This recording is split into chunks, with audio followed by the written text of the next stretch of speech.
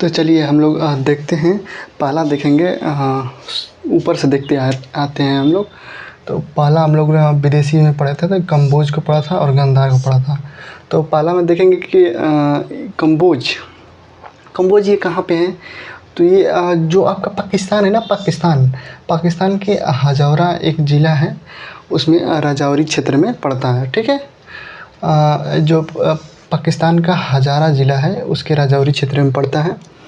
इसकी राजधानी बहुत इंपॉर्टेंट है, राजधानी पेपर में पूछा जाता है। कम्बोज की राजधानी कहाँ थी, तो राजापुर कह सकते हैं, या राजपुर और हाटक। ठीक है, राजपुर दे सकता है या हाटक दे सकता है। ठीक है, तो कम्बोज की राजधानी कहाँ है, तो राजापुर या हाटक। ये वाला मोस्ट इम्पोर्टेंट है, ये पेपर में पूछा जाता है राजधानी सभी की। 16 के 16 महाजनपद की राजधानी बहुत पूछा जाता है, तो उसको आप लोग रट लीजिएगा। और इसके बारे में हम लोग थोड़ा थोड़ा डिटेल देखते चलेंगे कि कैसे क्या हो रहा है, किसकी क्या विशेषताएं हैं। कम्बोज में देखें कि कम्बोज को एक पॉइंट से और पूछा जाता है पेपर में कि कम्बोज में ना अच्छी नस्ल की घोड़ा मिलते थे। जैसे कि जो अफ़गानिस्तान वाला क्षेत्र है, काबुल वाला, उस क्षेत्र में देखेंगे तो ये मिडेवल हिस्ट्री तक मतलब कि अच्छे घोड़े का नस्ल के घोड़े ना वहीं पे मिले हैं। अफ़गानिस्तान वाले क्षेत्र में ही मिलते हैं। इधर घोड़ों का ही व्यापार अरबों से, यानी कि ये अफ़गानिस्तान के क्षेत्र में ही घोड़ों का व्यापार खूब हुआ है। तो अच्छे नस्ल का घोड़ा यदि पूछा जाएगा तो कहाँ पे मिले हैं, तो आपको कम्बोज में मिले हैं। एक जो आपका ये कौटिल्य का जो अर्थशास्त्र है, मौर्य वंश आएगा तो उसमें हम लोग पढ़ेंगे कौटिल्य के बारे में। तो कौटिल्य का जो अर्थशास्त्र है ना, तो उसमें ये इसको कम्बोज को कहे हैं, कौन कहे हैं, तो कौटिल्य कहे वार्ता शस्त्रोपजीवी। क्या कहे हैं, वार्ता शस्त्रोपजीवी। वार्ता शस्त्रोपजीवी का मतलब क्या है, तो वार्ता का होता है अर्थ कि आपका जो आर्थिक स्थिति, व्यापार हुआ, फिर उसके बाद ये कृषि हुई, पशुपालन हुआ। शस्त्रों का मतलब होता है कि शस्त्र मतलब कि अशस्त्र, यानी कि जो हथियार हैं। ठीक है, तो शस्त्र हो जाएगा। तो कह रहे कि जीवी का मतलब कि जीवन, जो दैनिक जीवन कार्य है, यानी कि जो भी काम करने का स्थिति है। तो ये वार्ता शस्त्रोपजीवी, यानी कि ये लोग पशुपालन व्यापार के साथ साथ ये लोग अस्त्र बना के, वो अस्त्र को बेच करके ये लोग जीवन यापन करते हैं। ठीक है, तो इसका मतलब ये हो गया कि वार्ता शस्त्रोपजीवी जो अर्थशास्त्र में कहा गया है, वार्ता शस्त्रोपजीवी, उसका मतलब हुआ कि ये लोग पशुपालन कृषि के साथ साथ ये लोग क्या कर रहे हैं, तो ये लोग अस्त्रों का निर्माण कर रहे हैं। इतने बात समझ में आ गया। तो कम्बोज आप लोग को अच्छे तरीके से समझ में आ गया कि कम्बोज में क्या क्या विशेषताएं हैं। इसको याद रखिएगा, आप लोग इस पॉइंट को याद रखिएगा कि कम्बोज की राजधानी कहाँ है, तो राजापुर या हाटक। चलिए दूसरे पर आते हैं। दूसरे में क्या है कि दूसरा में ये गांधार से है। ठीक है, तो इसकी राजधानी कहाँ है गांधार का, तो तक्षशिला। ठीक है, तक्षशिला ये भी आपका उसी साइड में पड़ेगा, इसी के पाकिस्तान वाले ही साइड में पड़ेगा तक्षशिला जो विश्वविद्यालय यदि पूछेगा कि सबसे पहला विश्वविद्यालय कौन सा है, तक्षशिला का बना है। ये तक्षशिला जो वो नगर है, वो किसने बसाया था, तो भरत। मैंने बताया था ना भरत, तो उसी भरत के पुत्र तक्ष से माना जाता है। भरत के पुत्र कौन से, तक्ष थे। उन्हीं के नाम पर ये तक्षशिला नाम रखा गया था, यानी कि उन्हीं को इस तक्षशिला के नगर का स्थापना माना जाता है, इस संस्थापक माना जाता है। किस नगर का, तो तक्षशिला है। ठीक है, फिर एक और राजधानी इसकी मिलती है गांधार की, पुष्कलावती। 2 राजधानी मिलते हैं, कई इसमें महाजनपदों में 2 राजधानियाँ मिलेंगी। तो इस गांधार की एक और राजधानी है पुष्कलावती। पुष्कलावती को एक और नाम से जानते हैं, उसका नाम है चारमदा। ठीक है, जैसे कि आगे आएगा एक सहेत महत के नाम से जानेंगे, तो उसी तरह ये भी है कि चारमदा या आएगा या तो पुष्कलावती आएगा। ठीक है, तो चारमदा किसके नाम से जानते थे, तो पुष्कलावती। इस गांधार में क्या था? तो गांधार में जैसे कि आप लोग महाभारत में सुनेंगे गांधारी नाम, ठीक है। तो गांधारी नाम सुने हैं ना, तो वही वाला ये गांधार है। गांधार नरेश ये सब सुने होंगे महाभारत में, तो वही वाला गांधार है ये आपका, ठीक है। इसमें कई ऐसे क्षेत्र मिलेंगे जो महाभारत से और रामायण से रिलेटेड होंगे। तो ये टाइम पीरियड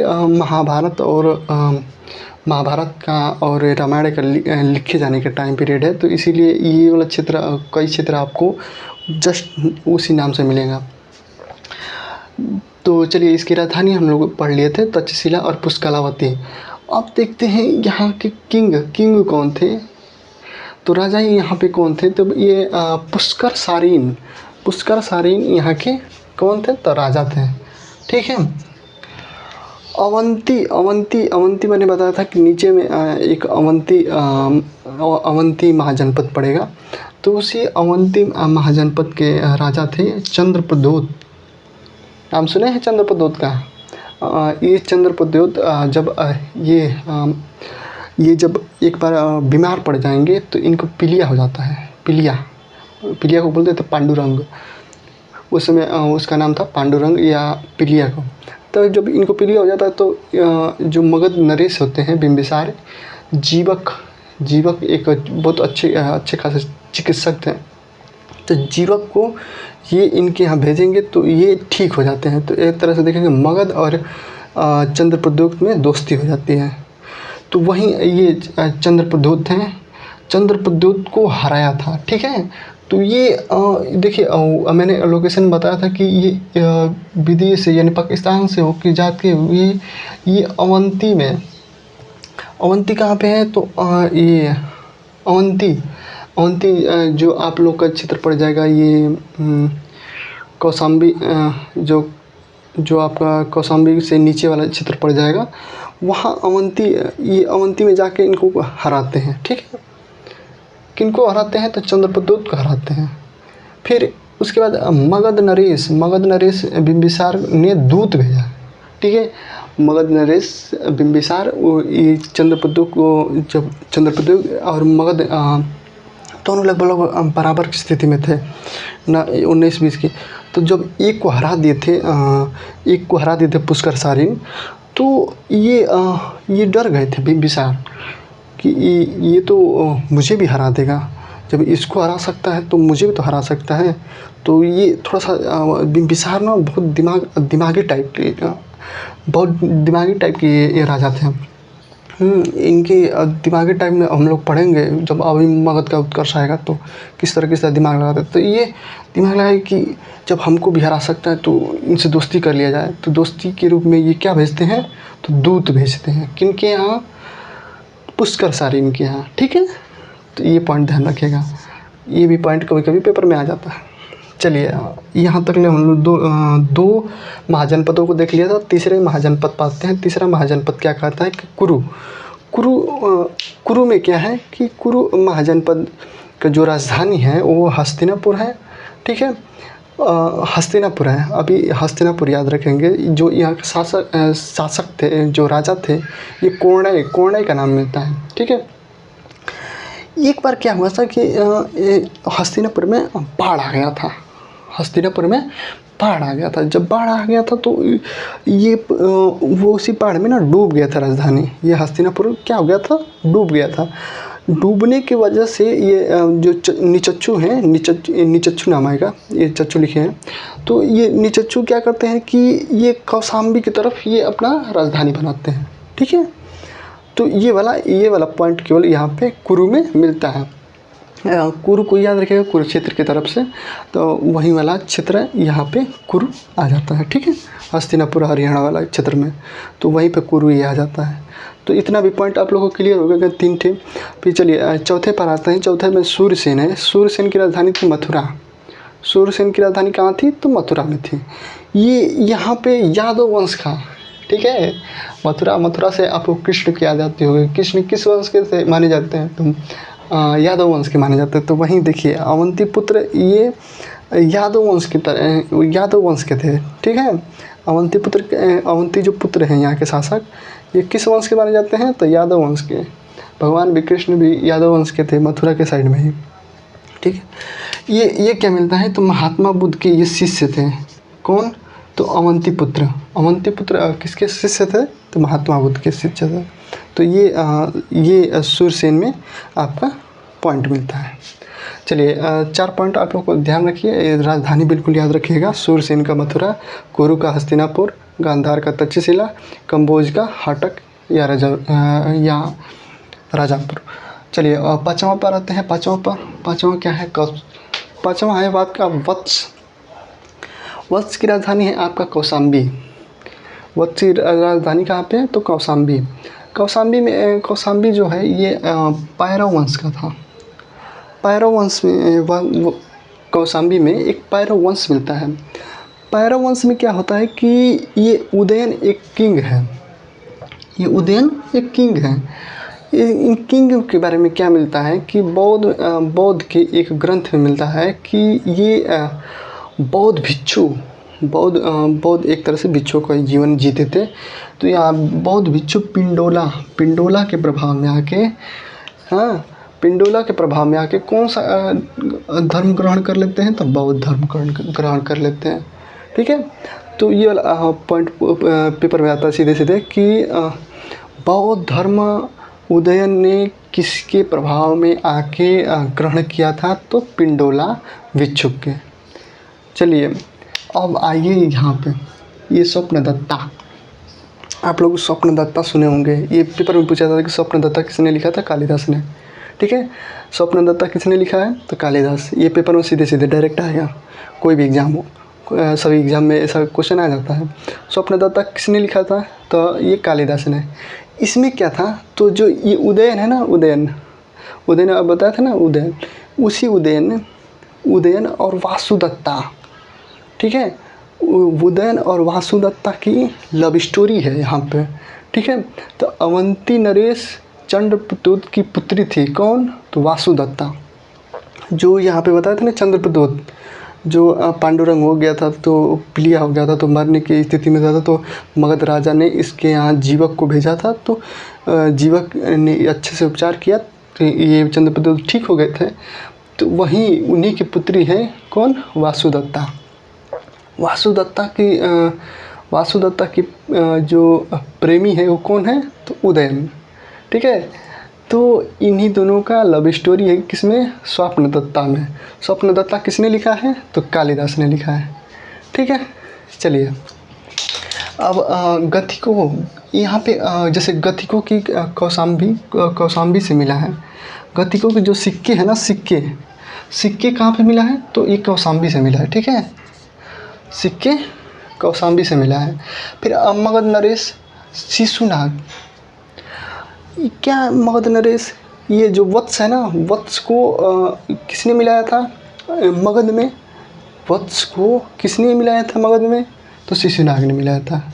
ये भी पॉइंट आता है कि लास्ट में वत्स को किसने मिलाया था, तो शिशुनाग ने मिलाया था। तो वत्स से इतना पॉइंट याद रखिएगा। तो ये वत्स की राजधानी कहाँ पे है, तो कौशाम्बी में। उदयन को याद रखिएगा कि पिंडोला के प्रभाव में आ गए थे। ये स्वप्नदत्ता को याद रखिएगा क्योंकि कालिदास के स्वप्नदत्ता है, ठीक है। इतना पॉइंट आप लोगों को क्लियर हो गया होगा वत्स के बारे में।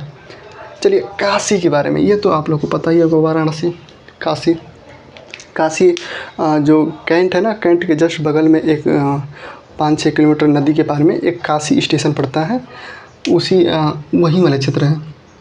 तो इसकी जो राजधानी थी काशी की, ये थी वाराणसी, ठीक है। ये तो आपको सीधे याद हो जाएगा, काशी वाराणसी एक ही नाम है। यहाँ पे जो एक व्यापार के बारे में यहाँ पे मिलता है कि जो मलमल होता है, मलमल खूब सॉफ्ट वो बिछौना कर लीजिए या तौलिया कर लीजिए, तो जो मलमल होता था, सूती वस्त्र ना, ये यहीं से बनाया जाता था, काशी से। तो उसके साक्ष्य मिलते हैं। आइए थोड़ा सा काशी के बारे में देख लेते हैं क्या यहाँ से इंटरेस्टिंग कहानी चलता है। तो देखिए ऊपर यहाँ पे है काशी, जस्ट ऊपर इसका कोसल आ जाएगा, उसके बगल में ये पटना वाला क्षेत्र मगध आ गया, ये कोसल आपका अयोध्या वाला क्षेत्र में आ जाएगा। अयोध्या से रिलेटेड जो भी उधर के क्षेत्र आएंगे तो वो कौशल का आ जाएगा। ठीक है। कौशल में एक राजा थे कंस। ठीक है।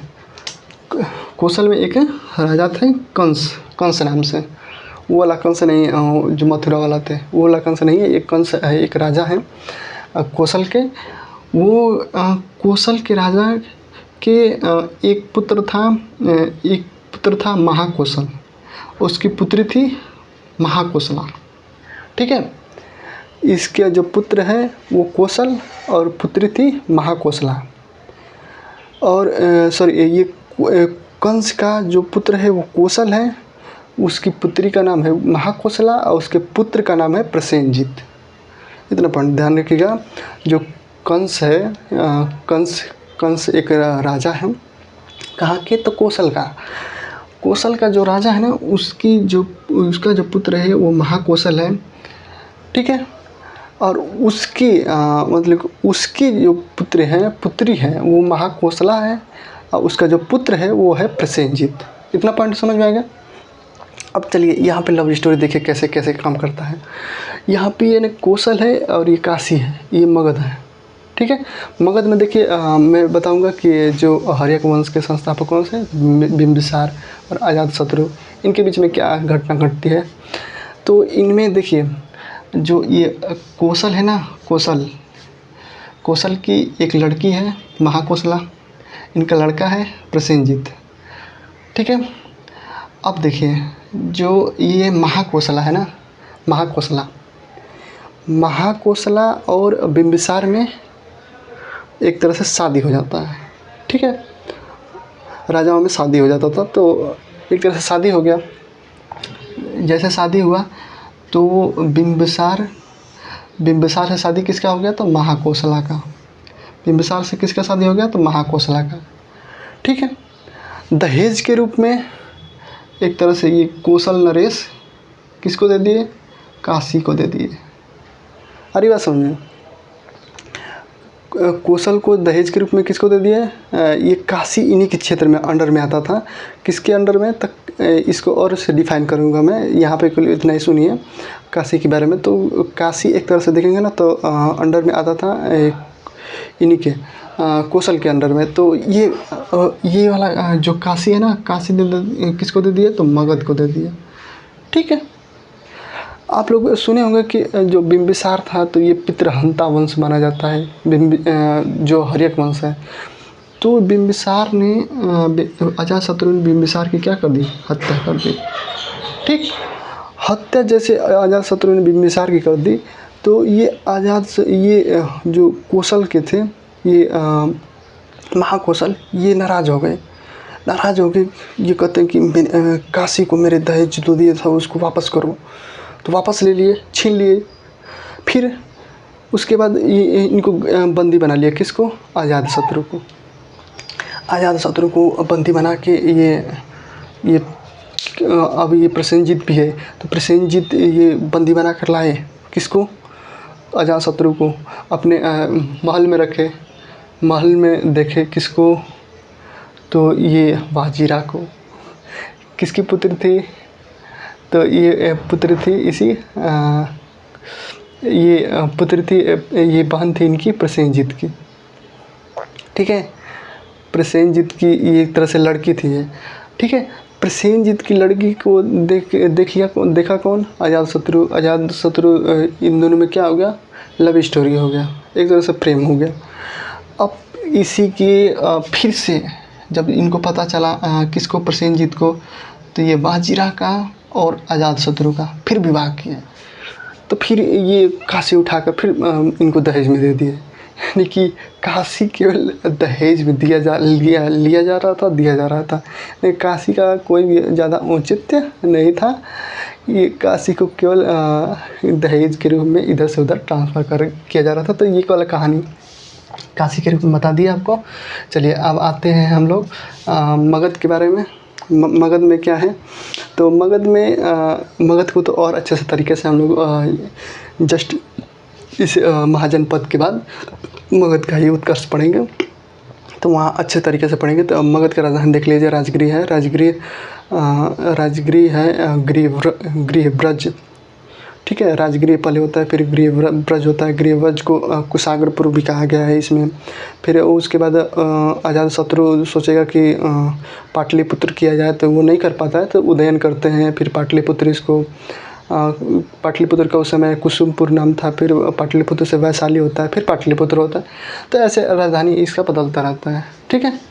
तो ये 6-7 हो गया। अब 8वां पे हम लोग चलते हैं। 8वां आपका हो जाएगा